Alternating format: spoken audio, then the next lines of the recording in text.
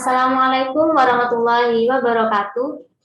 Shalom, Om Swastiastu, Namo Buddhaya, Salam Kebajikan. Segala puji bagi Allah Subhanahu wa Ta'ala yang telah melimpahkan rahmat, hidayah, dan ridhonya kepada kami, sehingga kami dapat menyelesaikan tugas analisis struktural naskah drama Orang Kasar karya Anton P. Chekhov dengan sebaik mungkin. Salawat serta salam semoga tetap tercurahkan kepada junjungan kami, Nabi Muhammad Sallallahu Alaihi Wasallam. Semoga kami dapat menerima syafaat dari beliau kelak di akhirat. Analisis ini dapat terselesaikan dengan tepat waktu, tentunya dari dukungan berbagai pihak. Oleh karena itu, kami ingin mengucapkan terima kasih kepada Dr. Randa Titi Masudikatin M.Hum dan Dewi Angelina SSNA selaku dosen pengampu mata kuliah Kajian Drama Indonesia 1 yang telah membimbing dan memberikan arahan kepada kami sehingga kami dapat menyelesaikan tugas ini dengan tepat waktu. Sebelum memasuki presentasi, izinkan saya untuk memperkenalkan anggota dari kelompok 1. Yang pertama ada Natasha Meira Fernanda Putri dengan NIM akhir 001, Regita Pramesti Dwi Cahyani dengan NIM akhir 005, Fitria Ekasari dengan NIM akhir 008, Windy Yuliasari dengan NIM akhir 012, Nur Faradila dengan NIM akhir 013, Intan Puji Lestari dengan NIM akhir 045, Husnul Hatimah dengan NIM akhir 063. Analisis ini terdiri dari beberapa unsur intrinsik. Yang pertama adalah judul, yang kedua wawancang dan pramagung, yang ketiga babak dan adegan, yang keempat tema, yang kelima penokohan dan perwatakan, yang keenam konflik, yang ketujuh alur, yang kedelapan latar, yang kesembilan teknik dialog, dan yang terakhir adalah tipe drama. Analisis yang pertama adalah judul. Menurut Jonas dalam Maslikatin 2007 halaman 11, judul karangan dapat menunjukkan unsur-unsur tertentu dari karya sastra. Judul adalah identitas karya sastra yang dapat mempengaruhi daya minat pembaca. Judul naskah drama yang dianalisis yaitu Orang Kasar. Judul tersebut termasuk ke dalam frasa atau gabungan kata. Berdasarkan naskah drama tersebut, Orang Kasar dimaknai sebagai ujian kesetiaan dalam menjalani kehidupan. Orang Kasar mengisahkan tentang hidupnya seorang janda kaya raya di Jawa Timur yang ditinggal mati oleh suaminya yang sangat ia cintai. Dia adalah Nyonya Martoko yang mengurung diri di dalam rumah sejak kematian Tuan Martoko. Hal tersebut dapat dilihat berdasarkan data berikut. Nyonya Martoko, saya minta jangan bicara seperti itu lagi. Pak Darmo telah tahu bahwa sejak kematian Mas Martoko, hidup ini tak ada harganya lagi bagi saya. Bapak kira aku ini hidup? Itu hanya nampaknya saja. Mengertikah Pak Darmo? Oh, saya harap arwahnya yang telah pergi itu melihat bagaimana aku mencintainya. Naskah drama Orang Kasar halaman 2-3. Berdasarkan data tersebut, dapat diketahui bahwa kehidupan Nyonya Martoko mengalami berbagai ujian dalam kehidupannya. Ujian tersebut mulai dirasakan semenjak Tuan Martoko meninggal. Nyonya merasakan kesedihan yang amat mendalam dan merasa dirinya sudah tidak memiliki semangat hidup kembali. Untuk selanjutnya akan dibacakan oleh yang bertugas. Wawancang dan Karamagung. Menurut Tambajong dalam Maslikatin tahun 2007 halaman 41, wawancang ialah ucapan atau dialog yang dilakukan tokoh cerita, sedangkan Karamagung ialah petunjuk teknis yang harus dilakukan tokoh cerita secara lahiriah yang disebut stage direction. Berikut salah satu wawancang dan Karamagung yang terdapat dalam naskah drama Orang Kasar. Nyonya menangis. Dalam naskah Orang Kasar halaman ketiga, Darmo. Setelah keheranan sejenak, Nyonyaku, ada apa? Nyonya Martopo, demi Tuhan, ada apa? Dalam naskah Orang Kasar halaman ketiga. Dari cuplikan tersebut, ada dua Karamagung sebagai petunjuk teknis tindakan tokoh. Pertama, Karamagung pada dialog Nyonya Martopo yang menunjukkan bahwa tokoh Nyonya sedang menangis. Tokoh sedang mencermati ucapan Mandor Darmo tentang kuda milik suaminya. Kedua, Karamagung pada dialog Mandor Darmo yang menunjukkan bahwa tokoh Darmo merasa keheranan sejenak. Ia terkejut melihat Nyonya sedang menangis ketika sedang berdialog dengannya. Hingga akhirnya Darmo menanyakan apa yang sebenarnya terjadi kepada majikannya itu. Melalui Karamagung inilah pembaca atau penonton dapat merasakan langsung ekspresi dan suasana dari tokoh. Babak dan adegan. Babak ialah bagian penggambaran suatu kejadian dalam lakon tertentu. Dalam satu babak pastinya akan terdapat beberapa adegan. Adegan ialah peristiwa tentang datang atau perginya seseorang atau lebih tokoh cerita ke atas pentas. Babak naskah drama orang kasar adalah naskah drama yang memiliki satu babak. Lalu untuk adegan, naskah drama orang kasar terdiri atas 17 adegan dalam satu babaknya. Selanjutnya ada tema. Tema terbagi menjadi dua, yaitu tema mayor dan tema minor. Tema mayor menurut Nurgianto pada bukunya tahun 2002 halaman 82 mengartikan bahwa tema mayor merupakan gagasan pokok atau pokok cerita yang terkandung dalam suatu karya sastra. Tema ini disebut juga dengan tema umum karena ide pokoknya mencakup keseluruhan isi cerita. Adapun tema mayor dalam naskah drama Orang Kasar karya Anton Chekhov, yakni kesetiaan seseorang kepada pasangannya yang telah meninggal dunia. Tokoh utama atau tokoh yang mendominasi menjadi penentu adanya tema mayor dalam isi cerita. Dalam naskah drama tersebut, tokoh utama yaitu Nyonya Martopo yang menjadi mengurung diri dalam rumah, tidak mengenal tetangga, bahkan tidak mengizinkan seseorang pun memasuki rumahnya selain Mandor Darmo atau tangan kanan sejak kematian suaminya. Hal tersebut dapat dilihat berdasarkan data berikut. Nyonya Martopo dengan tegas, "Saya minta, jangan bicara seperti itu lagi. Pak Darmo telah tahu bahwa saat kematian Mas Martopo, hidup ini tak ada harganya lagi bagi saya. Bapak kira aku ini hidup? Itu hanya nampaknya saja. Mengertilah Pak Darmo. Oh, saya harap arwahnya yang telah pergi itu melihat bagaimana aku mencintainya. Saya tahu, ini bukan rahasia pula bagimu. Suamiku sering tidak adil terhadap saya, kejam, dan ia tidak setia. Tetapi saya akan setia kepada banggainya dan membuktikan kepadanya betapa saya bisa mencintainya." Hal itu terkutip dalam naskah drama Orang Kasar halaman 2-3. Data di atas menunjukkan bahwa Nyonya Martopo sedang berbicara kepada Mandor Darmo dengan mengungkapkan betapa ia sangat mencintai suaminya dan tetap setia kepadanya. Bahkan ketika suaminya bertindak kejam, tidak adil, dan tidak setia kepada istrinya. Ia juga merasa hidupnya menjadi tidak berarti lagi karena ditinggal sang suami untuk selama-lamanya. Dengan kesepian yang dimilikinya, ia merasa ingin membuktikan kepada dunia betapa ia seorang wanita yang pandai dalam hal mencintai bahkan hingga akhir hidupnya.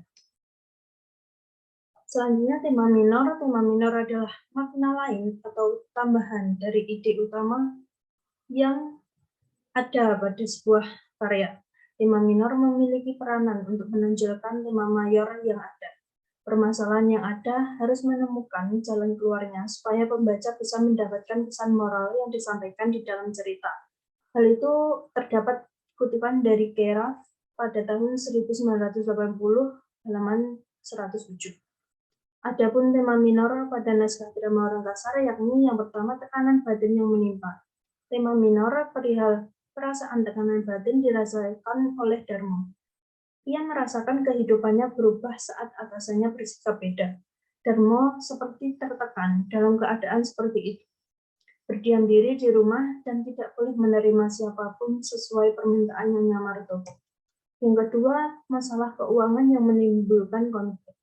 Tema minor selanjutnya yaitu tentang permasalahan keuangan. Seseorang yang jahat bernama Bilal datang untuk menagih hutang. Bilal datang dan membuat keributan di kediaman yang sunyi tentram itu. Dia memaksa Nyonya untuk segera melunasi hutangnya. Bilal tidak ingin menerima alasan apapun. Yang dia inginkan hanya uang. Penokohan dan perwatakan dibedakan menjadi dua, yakni tokoh utama dan tokoh bawahan. Tokoh utama. Tokoh cerita adalah individu rekaan yang mengalami peristiwa dan perlakuan dalam berbagai peristiwa cerita. Menurut Sujiman 1984 halaman 16. Tokoh utama adalah tokoh yang paling utama, tokoh yang paling penting. Penokohan ini akan membahas watak tokoh yang ada di dalam naskah drama Orang Kasar. Tokoh dalam naskah drama ini ada Nyonya Martopo sebagai tokoh utama, Baitul Bilal, Mandor Darmo, dan 3 orang pekerja.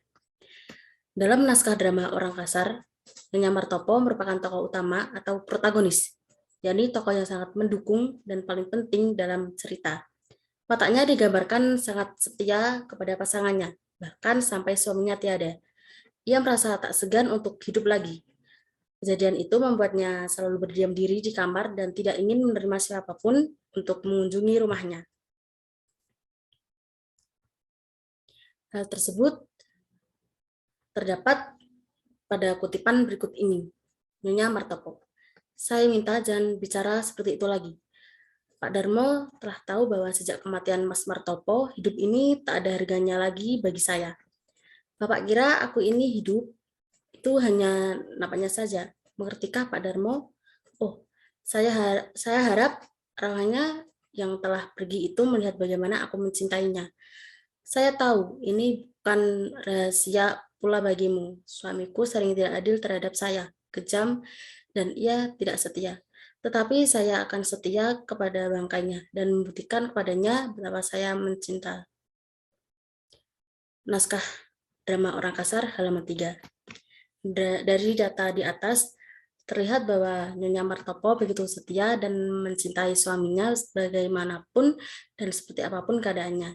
Cinta Nyonya Martopo bertahan bahkan hingga suaminya sudah meninggalkan dia untuk selamanya. Dia tidak ingin jika posisi suaminya diganti oleh orang lain. Dia juga ingin menunjukkan pada suaminya atau bahkan pada seluruh manusia bahwa wanita atau istri yang setia itu nyata adanya. Selain itu, dari data tersebut juga nampak sifat lain dari Nyonya Martopo, yakni tokoh dengan watak yang keras kepala. Keras kepala karena rasa cinta yang begitu besar dan menerima segala perlakuan sang suami padanya yang bisa dibilang menyakiti perasaan. Lalu ada tokoh bawahan. Tokoh bawahan merupakan tokoh yang kedudukannya membantu tokoh utama dalam menjalankan tugasnya sebagai tokoh yang telah ditentukan oleh pengarang. Beberapa tokoh bawahan yang terdapat dalam naskah drama Orang Kasar, diantaranya yang pertama, Baitul Bilal. Dalam naskah drama Orang Kasar karya Anton Chekhov, terdapat tokoh yang bernama Baitul Bilal. Ia memegang peran sebagai seorang penagih hutang. Bilal berwatak datar karena dari awal hingga akhir cerita tidak ada perubahan watak. Bilal memiliki sifat yang kasar dan semaunya sendiri. Hal tersebut dapat dilihat dari data berikut. Bilal, saya datang tidak untuk bertemu dengan bendahara Nyonya. Saya datang untuk bertemu dengan Nyonya. Saya tak peduli pada bendahara itu. Demi setan, tidak peduli. Maafkan bahasa saya ini. Dalam naskah drama Orang Kasar, halaman 8. Dari data tersebut, dapat terlihat bahwa Bilal memiliki sifat kasar, keras, dan tidak sabar. Bilal menagih hutang kepada Nyonya dengan sangat kasar. Namun pada saat itu bendahara Nyonya tidak ada, maka Nyonya menjanjikan akan membayar hutangnya pada keesokan harinya. Tidak menerima dengan hal itu, Bilal langsung mengucapkan kata-kata kasar kepada Nyonya. Tidak hanya itu, Bilal juga merendahkan harga diri Nyonya. Yang kedua, Darmo. Darmo memiliki peran sebagai penengah atau biasanya disebut dengan tokoh tritagonis. Profesi Darmo dalam cerita adalah sebagai mandor dari Nyonya Martopo. Darmo berwatak datar karena dari awal hingga akhir cerita tidak ada perubahan watak. Penyampaian watak tokoh Darmo digambarkan secara tidak langsung, yakni dapat dilihat dari tingkah laku, tindakan, serta reaksi tokoh terhadap konflik yang dihadapi. Oleh karena itu, dapat diketahui bahwa Darmo sebagai mandor pembantu berwatak penurut kepada majikannya, yakni Nyonya Martopo. Sebagai bawahan, watak penurutnya dibentuk dan berkaitan erat sesuai dengan profesi serta jabatan sosiologisnya. Hal tersebut dapat dilihat dari data berikut. Darmo. Nyonyaku, ada apa? Nyonya Martopo, demi Tuhan, ada apa? Dalam naskah drama Orang Kasar halaman 3. Lalu, baiklah Nyonya, baik. Dalam naskah drama Orang Kasar halaman 4. Dan, ya Nyonya, pergi keluar ke pintu tengah. Dalam naskah drama Orang Kasar halaman 4. Dari data tersebut, dapat terlihat bahwa Darmo memiliki watak penurut. Ia dengan segera mengerjakan perintah atau instruksi dari Nyonya Martopo sebagai majikannya. Kata-kata atau diksi yang dilontarkan oleh Darmo terlihat karakter bahwa ia juga sopan. Hal tersebut berkaitan dengan jabatan sosiologisnya sebagai bawahan atau mandor pembantu. Darmo sebagai pembantu di rumah keluarga Martopo tidak hanya berlaku sopan kepada Nyonya Martopo, tapi juga pada Bilal. Konflik. Konflik dibagi menjadi dua, yaitu konflik fisik dan konflik batin. Konflik fisik. Konflik fisik merupakan konflik yang terjadi antara seorang tokoh dengan sesuatu di luar dirinya. Konflik fisik yang terdapat dalam naskah drama Orang Kasar sebagai berikut. 1. Konflik antara manusia dan manusia, yang terjadi antara Nyonya Martopo dan Darmo. Nyonya, dan saya tak akan pergi keluar. Kenapa saya harus pergi keluar? Riwayat saya sudah tamat. Suamiku terbaring di kuburnya, dan saya pun telah mengubur diri saya sendiri di dalam 4 dinding ini. Orang Kasar halaman 2. Dari data di atas, konflik antara Nyonya Martopo dan Darmo terjadi setelah Nyonya Martopo menganggap dirinya sudah mati setelah kepergian suami yang sangat dia cintai. Darmo kesal terhadap sikap dan pemikiran dari Nyonya Martopo karena sejak suaminya meninggal, Nyonya Martopo memenjarakan diri di dalam rumah. Bahkan Nyonya Martopo telah melupakan semua tetangganya. Dia tidak pergi keluar dan tidak menjamu seorang pun. Hal inilah yang membuat Darmo mengeluh dengan semua sikap dari Nyonya Martopo. 2. Konflik antara manusia dan masyarakat yang terjadi antara Nyonya Martopo dan tetangganya. Darmo, Nyonya telah melupakan semua tetangga Nyonya. Nyonya tidak pergi keluar dan tidak menjamu seorang pun juga. Kita hidup, maafkanlah, seperti laba-laba, dan kita tak pernah menikmati cahaya matahari yang gemilang. Orang Kasar halaman 2. Dari data di atas diketahui bahwa adanya konflik antara Nyonya Martopo dan tetangganya. Secara tidak langsung dalam percakapan dari Darmo tersebut, Nyonya Martopo tidak pernah pergi keluar menemui tetangganya. Bahkan Nyonya Martopo juga tidak pernah berinteraksi dengan tetangganya sejak suaminya meninggal dunia. Konflik batin. Konflik batin merupakan konflik yang terjadi pada manusia dengan dirinya sendiri. Hal ini muncul dari hati dan jiwa seorang tokoh yang terdapat dalam cerita. Konflik batin yang terdapat dalam naskah drama Orang Kasar sebagai berikut. 1. Konflik antara ide dengan ide yang lain yang dialami oleh tokoh Baitul Bilal dan Nyonya Martopo. Baitul Bilal. Dengarlah, apa Nyonya masih marah? Saya begitu gila seperti setan. Tetapi saya harap Nyonya bisa mengerti. Bagaimana saya akan menyatakannya? Soalnya adalah begini. Soalnya ialah, lihatlah, apakah salah saya bahwa Nyonya berhutang kepada saya? Saya tak bisa disalahkan, bukan? Saya suka kepada Nyonya. Mengertikah? Nyonya Martopo. Pergi. Saya benci kepada tua. Orang Kasar halaman 23. Data di atas menunjukkan konflik antara Baitul Bilal dan Nyonya Martopo. Konflik terjadi setelah Baitul Bilal mengatakan bahwa ia menyukai Nyonya Martopo. Tindakan Baitul Bilal menyulutkan emosi Nyonya Martopo. Padahal Nyonya Martopo menganggap bahwa dirinya merupakan seorang wanita yang setia dan akan berada di sisi suaminya untuk selamanya. Meskipun Tuan Martopo telah meninggal dunia, ucapan Baitul Bilal dianggap tidak sopan oleh Nyonya Martopo dan mengatakan ia benci kepada Baitul Bilal. Yang kedua, konflik seseorang dengan kata hatinya, Nyonya Martopo. Saya tak akan pergi keluar. Kenapa saya harus pergi keluar? Riwayat saya sudah tamat, suamiku terbaring di kuburnya.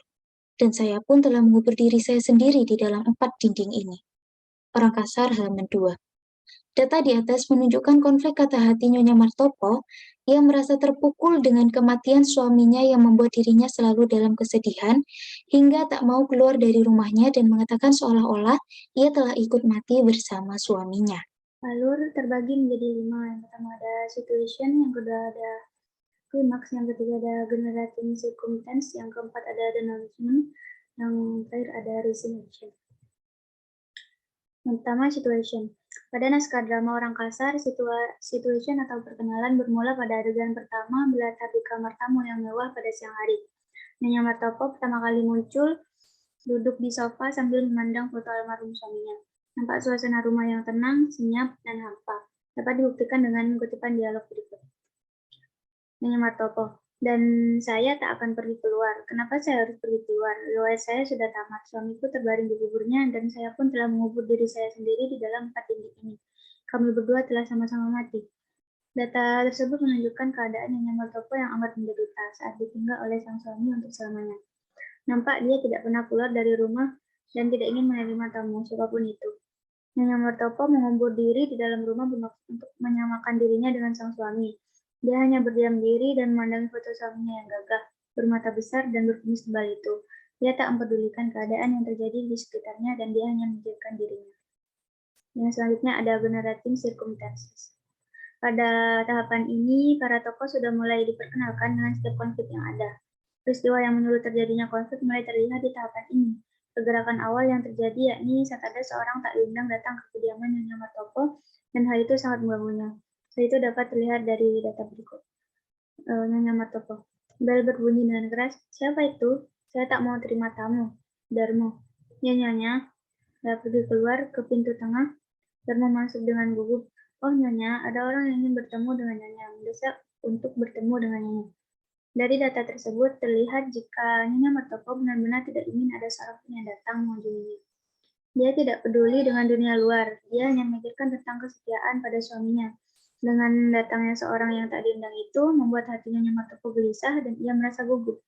Setelah sekian lama, kedatangan orang itu telah menghancurkan ketenangan yang ada di rumah.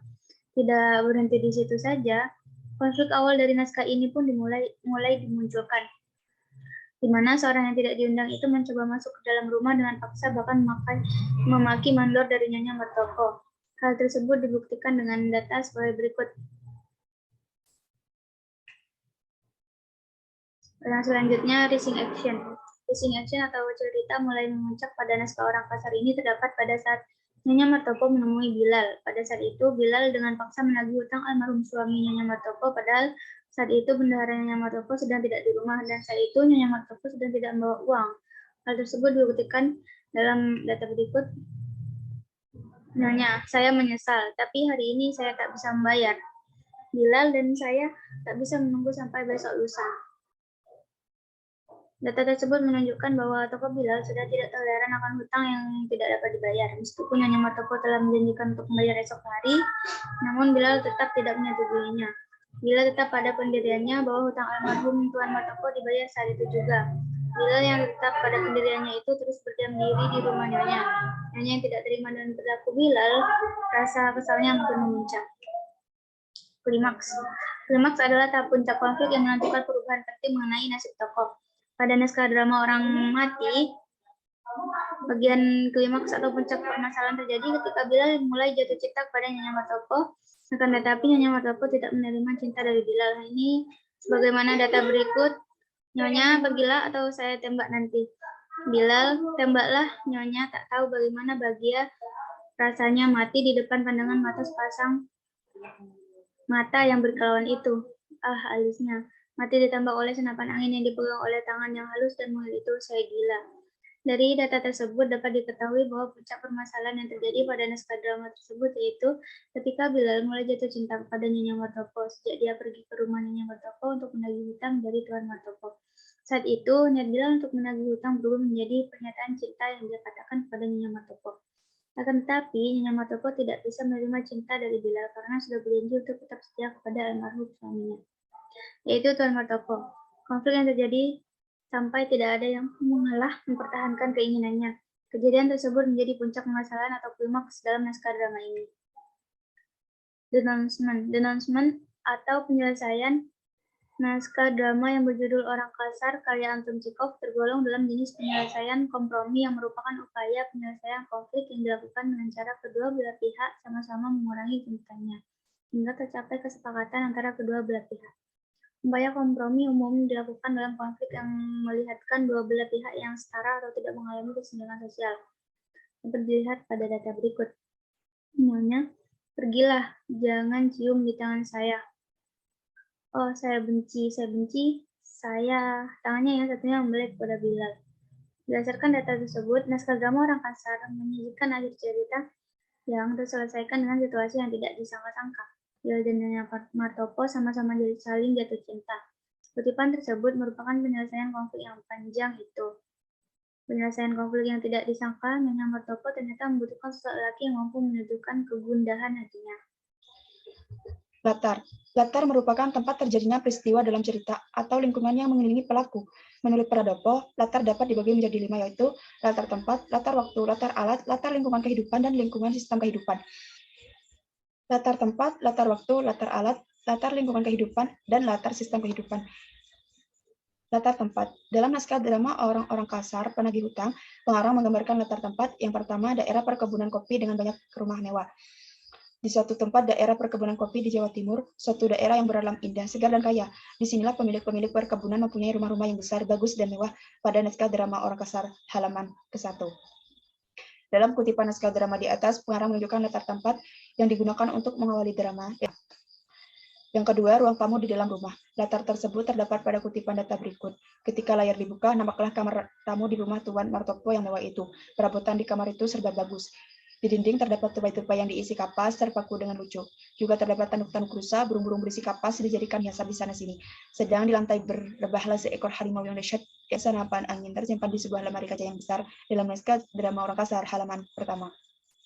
Dalam kutipan data di atas, pengarang dengan sangat jelas menggambarkan latar tempat dalam drama tersebut, yaitu di sebuah ruang tamu yang mewah serta perabotan yang ada di dalamnya.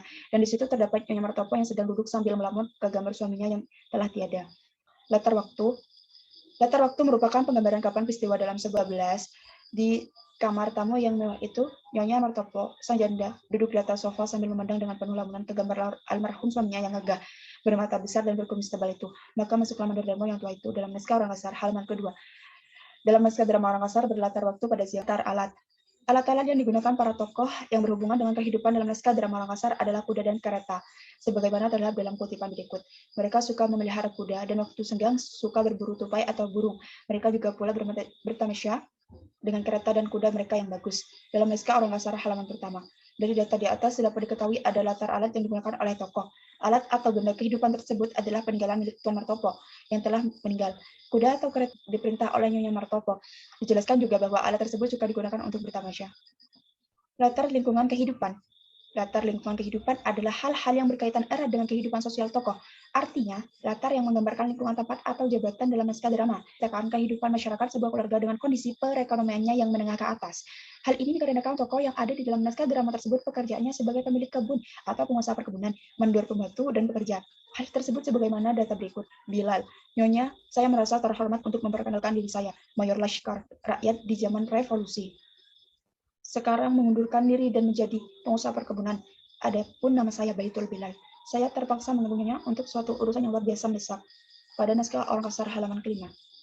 Data tersebut menunjukkan bahwa tokoh Bilal, seorang pengusaha perkebunan, datang ke rumah Nyonya Martopo, sang pemilik tanah.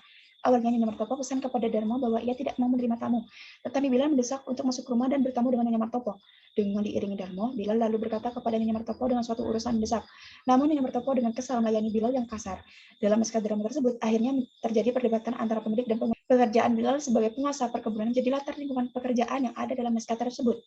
Begitu juga dengan status Nyonya Martopo sebagai pemilik tanah. Yang terakhir adalah latar sistem kehidupan. Berikut beberapa latar mengenai sistem atau aturan kehidupan dalam naskah drama Orang Kasar. Darmo, ini lagi. Ngeri saya mendengarkannya, sungguh. Tuan Martopo telah mati, itu kehendak Allah, dan Allah telah memberikannya kedamaian yang abadi. Itulah yang Nyonya ratapi dan sudah sepantasnya Nyonya menyudahinya. Sekarang terus-menerus melelehkan air mata dan memakai baju hitam yang muram itu, istri saya pun telah meninggal dunia beberapa tahun yang lalu. Saya berduka cita untuknya. Sepenuh bulan saya melelehkan air mata. Sudah itu, selesai sudah. Dalam naskah Orang Kasar halaman kedua. Data di atas menunjukkan adanya latar sistem kehidupan di mana kematian merupakan takdir dari Yang Maha Kuasa. Tidak seharusnya Nyonya Martopo sedih dan putus asa, seolah-olah sudah tidak memiliki kehidupan lagi sejak saat ditinggal oleh suaminya. Bersedih boleh, namun tidak boleh terlalu berlarut-larut dalam kesedihan, karena semua yang hidup hanyalah sementara. Teknik dialog. Dalam naskah Orang Kasar karya Anton Chekhov, teknik dialog yang digunakan yaitu the technique of dialogue conversation. Karena naskah tersebut terdapat dialog percakapan antara tokoh satu dengan tokoh lainnya. Hal tersebut sebagaimana pada data berikut. Baitul Bilal. Betapa marah saya, betapa hebat marah saya. Segenap urat saya gemetar karena marah dan hampir-hampir tak bisa bernapas. Oh, sampai-sampai saya hampir sakit. Setan. Mandor, Pak Mandor. Darmo, ada apa? Dalam naskah Orang Kasar, halaman 9. Data di atas menunjukkan salah satu contoh teknik dialog yang digunakan pada naskah drama Orang Kasar karya Anton Chekhov. Dari data tersebut diceritakan bahwa Baitul Bilal sedang meluapkan emosi dan berakhir dengan memanggil Mandor Darmo. Baitul Bilal memanggil Mandor Darmo untuk memintanya mengambilkan kuas dan sitrun. Hal tersebut menjadi bukti bahwa naskah drama ini menggunakan teknik dialog, the technique of dialogue conversation. Tipe drama. Tipe drama adalah sebuah sifat yang dominan dalam sebuah naskah drama. Naskah drama Orang Kasar karya Anton Chekhov memiliki tipe drama berupa tragedi. Tipe drama tragedi biasanya berisi tentang tema yang memiliki unsur gelap, seperti penderitaan dan kematian. Hal tersebut seperti pada data berikut. Nyonya Martoplo, tegas. Saya minta jangan bicara seperti itu lagi. Pak Darmo telah tahu bahwa sejak kematian Mas Martoplo, hidup ini tak ada harganya lagi bagi saya. Naskah drama Orang Kasar, halaman 3. Data di atas menunjukkan bahwa naskah drama ini termasuk dalam drama yang memiliki tipe drama berupa tragedi. Hal ini karena di dalamnya terdapat curahan hati dan penderitaan yang dialami Nyonya Martoplo sebelum dan sesudah ditinggal mati oleh suaminya.